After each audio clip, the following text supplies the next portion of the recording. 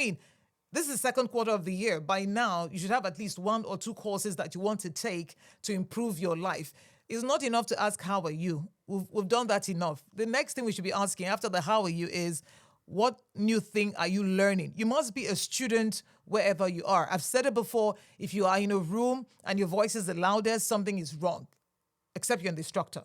Oh yeah, if you are the instructor, that's okay. But in a room of instructors, your voice should not be the loudest. What it goes to say is that there must be something new you're learning. There must be a new way, because new things are coming out every day. I remember what my colleague said their father taught them when they were kids. Stop talking. What you're saying, you already know. Use this time to learn something new. Kids. But it's very instructive. Many of us are still talking about things we used to know. We're not talking about things that are going to know. Aha. So you need to move ahead of the game, right? And you can even teach people how to cook. Once upon a time, who would have thought in my lifetime that I'll be somewhere and I will see people paying to learn how to cook? Oh my gosh. You people don't know how the world has changed. Because those days, if you didn't know how to cook, your mother-in-law will come, help you as a newly married, bride. Maybe if you have a sister-in-law who has time, or an older auntie, maybe one matron, one retired teacher will come and show you the ropes, and you have a notebook and you're going to write out the steps. So when you're cooking, and you don't cook when your husband is at home, for the newly married brides, you wait when he's gone to work. You will now do your catering practical. That's what we used to call it. But today, you want to learn from a chef you have never met. You just, you're scrolling and their videos just popped up and you like what you see and you follow them on social media. You're watching their YouTube videos. Then they say, oh, well, we're teaching how to do this. And you're learning some Korean food. You're learning some Akwa Ibom Efik food. You're learning some Yoruba food. You're learning things that you're interested in. Some people have, from just learning how to cook, been able to cater to people, to customers. I studied that many years ago. Still Daystar Christian Center in Lagos, Nigeria. She came over. I was in Lagos at that time. She learned how to make small chops. I can't remember how much I paid, maybe 2,500.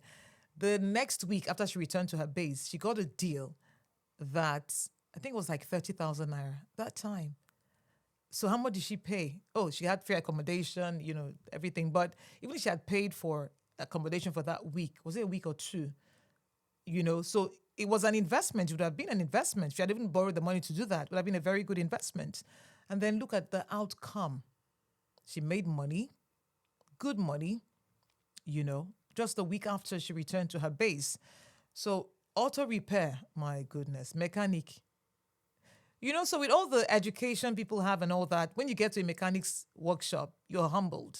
Because whatever they say is wrong with your car is wrong with your car, especially those that are not in place where they use a lot of digital technology to do the diagnosis. The man will just, okay, wait, or I'll call you or do something. And he just goes around, messes with the car and comes and says, oh, your bill is X thousand naira, dollars, whatever it is. And you're wondering, okay, but you need the car to move around.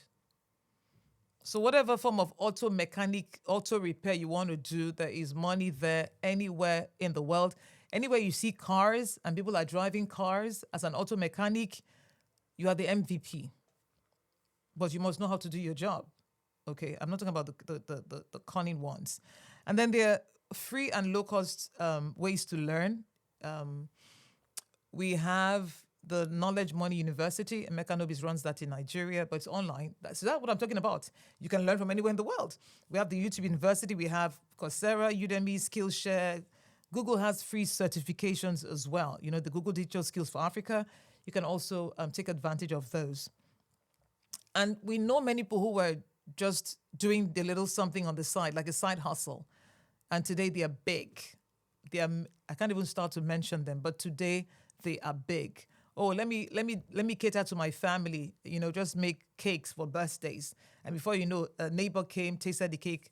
Let me give you an example. Although for me, I didn't continue it, but when I was in university, I used to sell Zobo. I don't know what they call it, hibiscus drink. Yeah, that's it.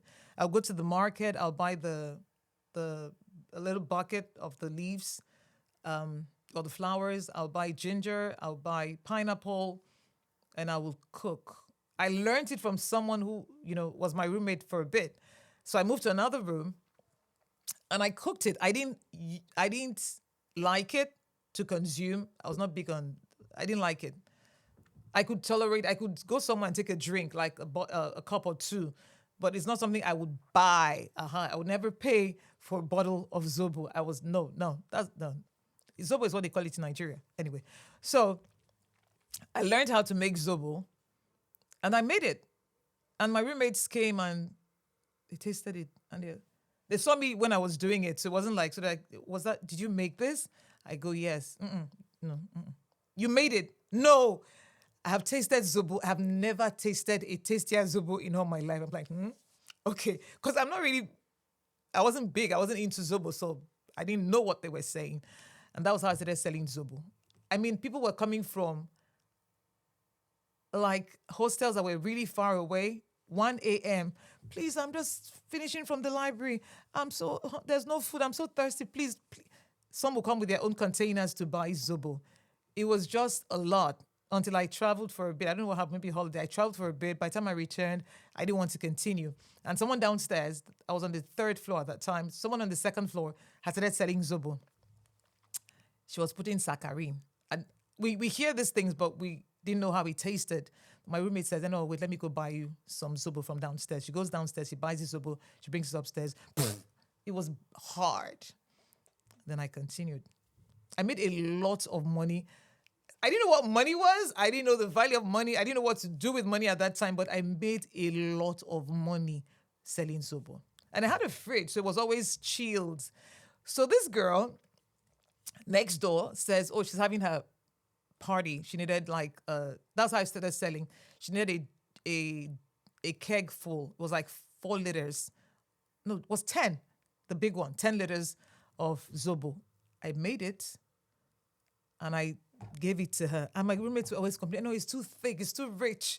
That what people are selling outside, if I sold like a 4 liter, they're like, people pour 6 liters of water to mix it. So it's a giveaway. But I was making so much profit and it was good for me, I delivered that 10 liters. So after delivering the 10 liters, some were left over. And my roommate was like, do you know you can sell this thing? And that's how I started selling Zobo. Of course, she always used to get premium, free drinks as much as she wanted to. But it just shows that some of the things that we take for granted are ways. I mean, people sell Zobo for a living everywhere in the world. I've been to several African countries and it's for intercontinental breakfast, it's there. It's a drink on the menu. So it's not but people don't understand. They don't know. Anyway, people have turned their side hustle into their main incomes. From sewing for one person, 2 persons, family members, we have a Vicky James. From cooking for a few people, we have a Hilda Bassi. I mean, we can go on and on. And from cracking jokes for a few people, we've got big comedians. Do you understand? I mean, from just a small room. Now it's 5,000 seater capacity is sold out, just making people laugh. And there's still a lot of money to be made from these ventures I talked about. There are other several value chains. What we need to do is take out time to be still, process. How can I get into this mix? How can I recreate something from this? How can I create something and put an extra in it? How can I think about this different in a way that will be very commercially viable? But many of us are just busy. Calm down, not down. Take time to listen, take time to process, take time to reimagine things and see how much more you can do for yourself. Instead of complaining. Complaining is easy. There's no solution there. Any fool can complain, darling. But you should be the person that after seeing what is wrong, find a way to make it right. At least starting with you.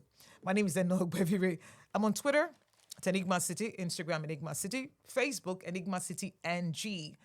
If you'd like to connect with me privately, there's something you'd like me to talk about on my podcast, +234 8036 82 8585 is the WhatsApp number. Thank you for watching. And don't forget to be awesome anywhere you are.